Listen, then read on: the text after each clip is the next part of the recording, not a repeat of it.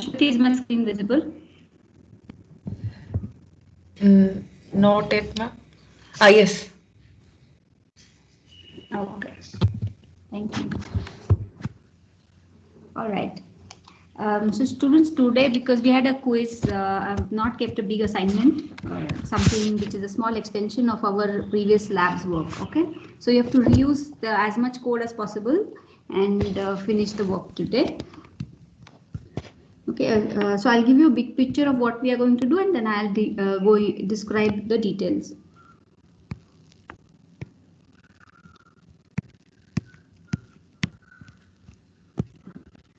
Okay. So if you already know that the processor has the SRAM which we designed in the previous class, we also have a register file which is nothing but a consecutive set of storage locations, and each storage location will have some number of bits. Okay, and then we have some arithmetic logic units and a controller and so on. So we have already designed. Okay, let me draw the big components.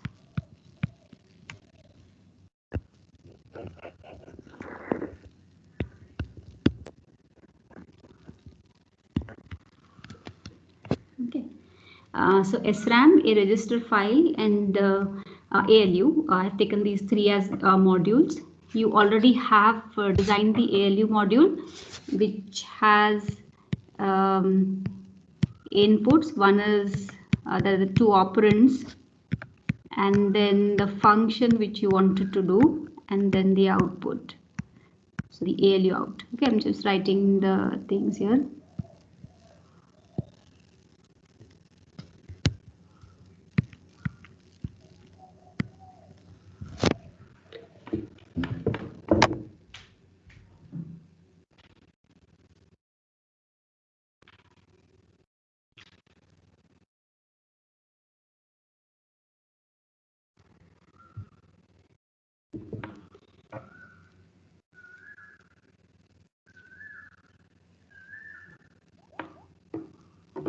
Okay, so ALU has got two sources, source 1, source 2, which are 8 bits each. Function, which is a 3-bit input, because we had 8 functions, if you can recall, and ALU out is the output, which is we'll just assume 8 bits. Actually, it should be, if you're doing an addition, then 16 bits, but we'll truncate it to 8 bits. Okay.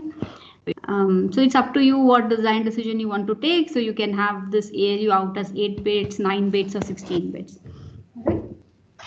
So that's the ALU, you already have this. Then SRAM you designed in the previous class. However, there's slight difference in this SRAM. The previous assignment SRAM was a asynchronous SRAM. Okay, because it had a write enable, a read enable, chip enable, all those things. So to give you a feel of a real SRAM, we also can have a synchronous SRAM, which works at a clock tick. Okay, so this to help us make this bigger design, I am making the SRAM as a synchronous SRAM. So this has a clock input. Okay, so you have to modify last assignment's SRAM with a clock input. And then it has got a read and write enable. We already had these two in the previous one also. A read enable, a write enable, a clock input. And our usual address and data. Again, to simplify, data is in two parts, data in and data out. Okay, so take it that way so that it's easier.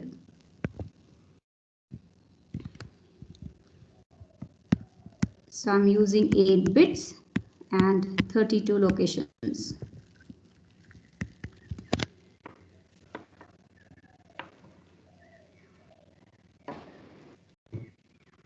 Alright, 8-bit is every location, and there are 32 such locations in the SRAM. ALU is also an 8-bit because all of the data buses of the same size. Then the middle one is the register file.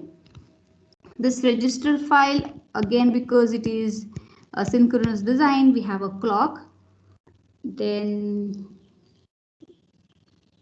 don't need a reset.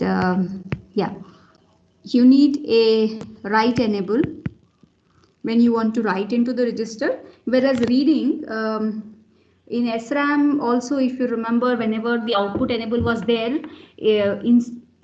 whether the clock is there or not, you're going to read. Whereas the writing happens at the clock edge. So write enable, read enable, and then here which register to write. So the register ID should go, which is similar to an address of the SRAM, and then the usual data in and data out. Okay, so you have reg out and reg in. So these are the data values.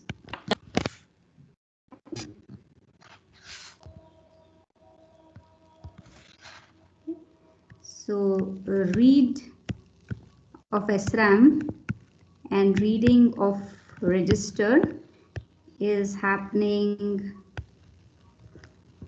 always, okay? And writing of SRAM and writing of the register, they happen at positive clock. So writing SRAM and writing of the register, you have to do this at the positive edge of the clock, whereas the data coming out from the register file and the RAM is happening always. This is using that assign statement which you did in the previous lab. Okay, so same thing, register file is also similar to an SRAM. It is exactly copy paste of the code, just some name modifications is what you have to do.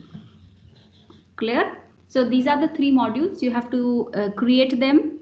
ALU is already there. SRAM, modify the last week's register file, modify the SRAM to get the register file. Right. So how many registers should we take? Again, the registers are 8 bits and let's say 16 registers. Okay, we'll take 16 registers. All right. Clear so far? Now I'm just changing the sheet to what we have to do. Go to the next page. So the overall idea of the assignment is you have to read. I'm just writing and then I'll read out, okay?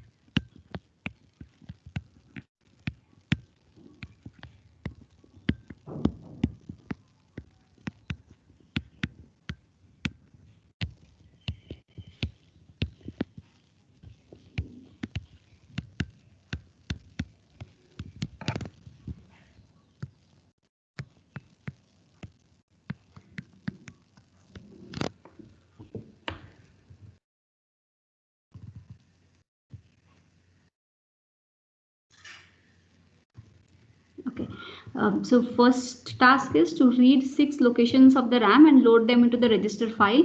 Same thing or the same code which you have written in the previous class.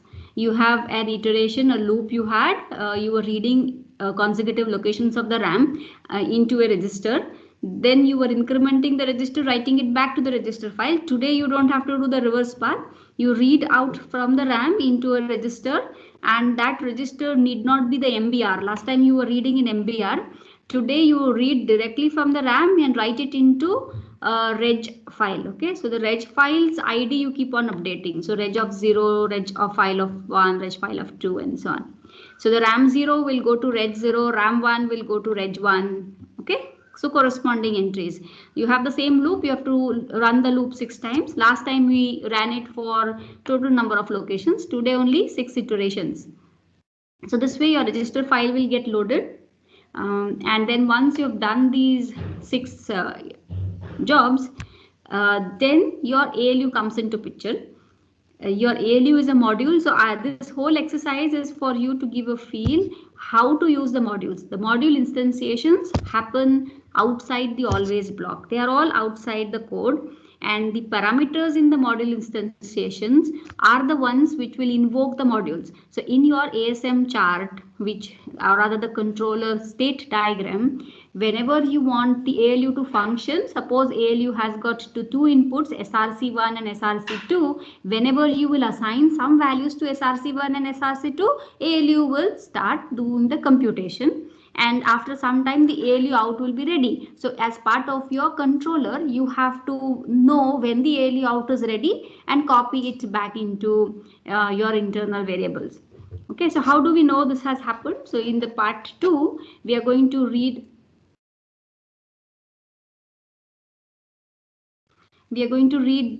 two consecutive registers from the register file R0 and R1, and then going to add the contents, subtract the contents, logical AND. So I'm just taking 3 examples. If you're enthusiastic, you can do more.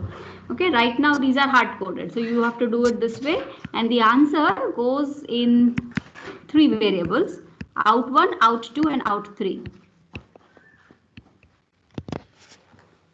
And these are your final outputs.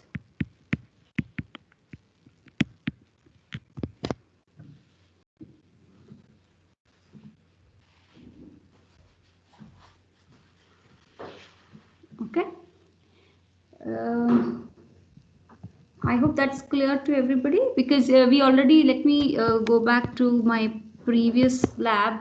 We had this ASM where we went on, where is that ASM chart?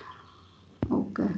You might have developed that state machine to do the reading, writing of the SRAM, so you have to reuse that same one. So is this clear? Now, one question is that part 1 is same as the previous lab. So I think, I expect you will be done with part 1 in half an hour maximum, because the code is almost the same. And the next part is might take some time. So if you start at 3:45,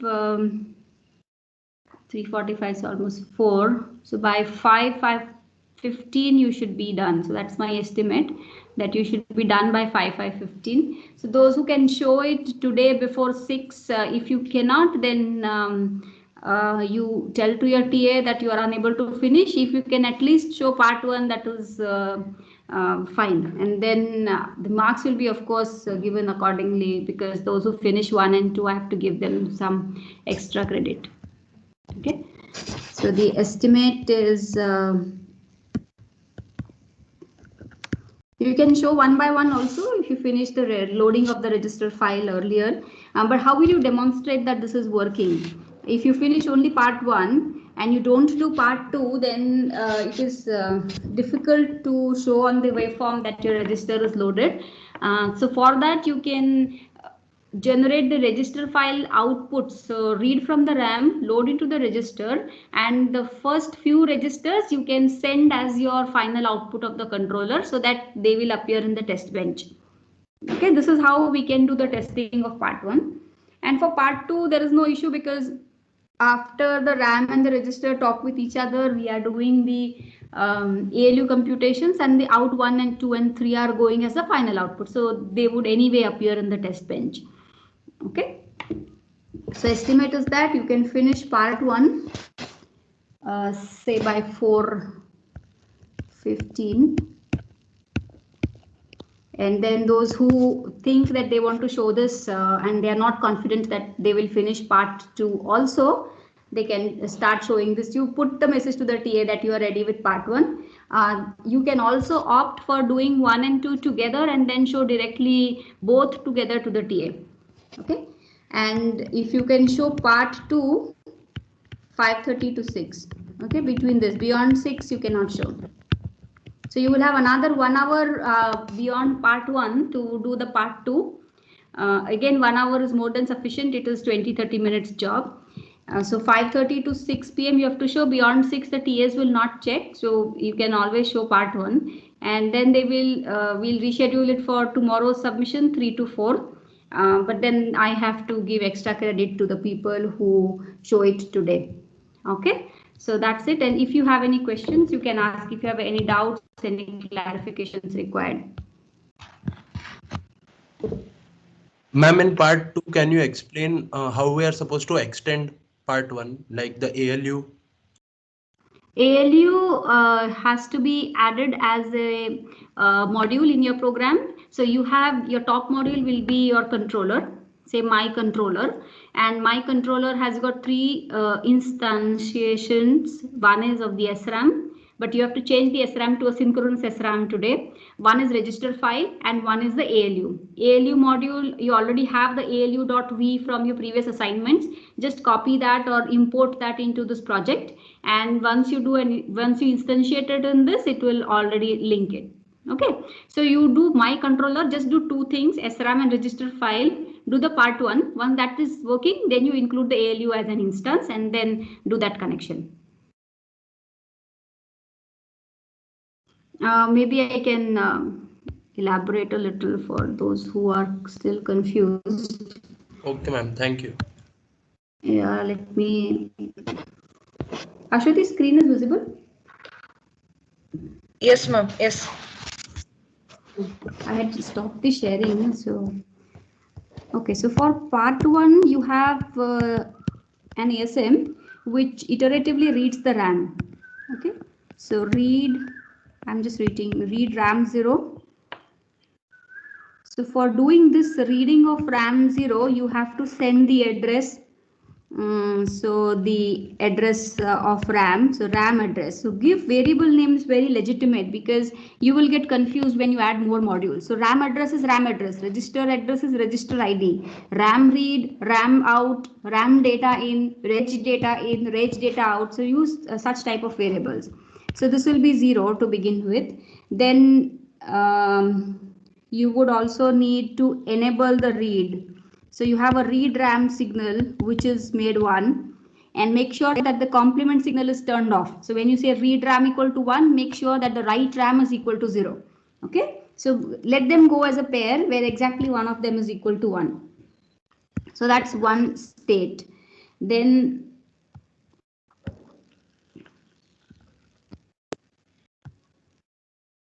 okay, so after this is done, you would assume that the RAM at the next clock table, because you have sent the address, you have sent read RAM, and the address will, the value will come on the RAM out, but that value has to enter your register file. So this ideally should be done in the next state. So you can say register file of J is RAM of out. Okay, so RAM's data out enters the register file in the next state.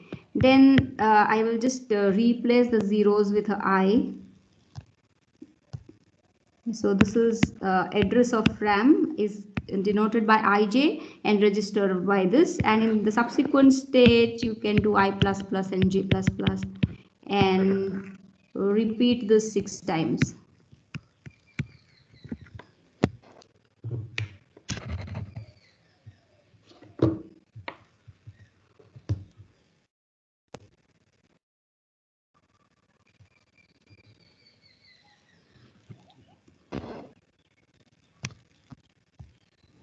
Clear? So that's your part 1. This is the ASM, and do the appropriate RAM signals, copy the RAM out to the register, increment the register index and the RAM address. So RAM address goes to the next one. Repeat this 6 times. And for part 2, your reg file already has enough data loaded. We need to just do R0 plus R1. So for that, your ALU, I'm assuming SRC1 and SRC2 are the 2 data values. So SRC1 will get, say, R of I, and your register file can be read one register at a time. So when you're reading R of I, you cannot read R of I plus 1. So here I'm starting with I equal to 0. So only one can happen in one state. In the next state, you have to do R of I plus 1. Read this. into SRC2.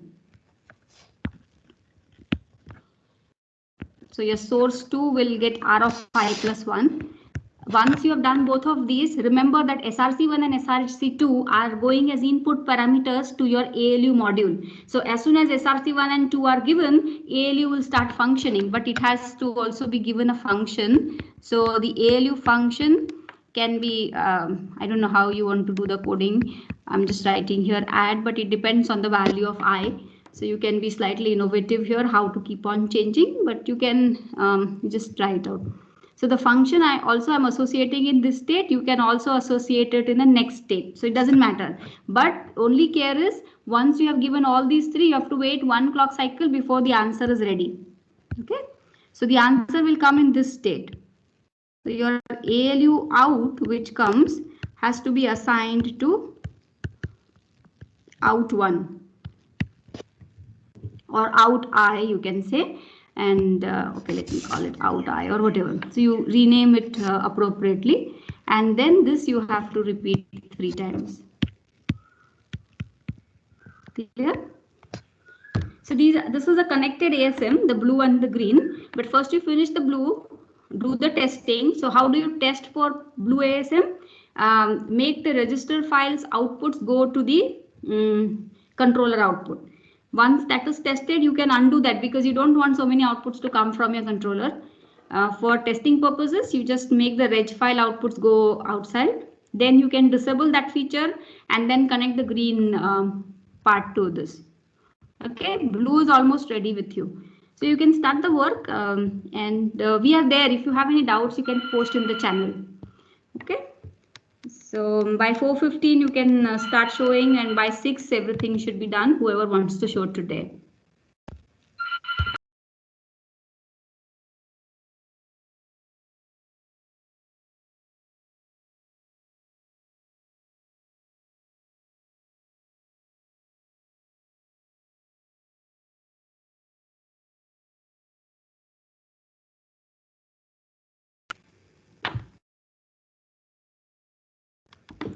TAs, I will meet you in the channel.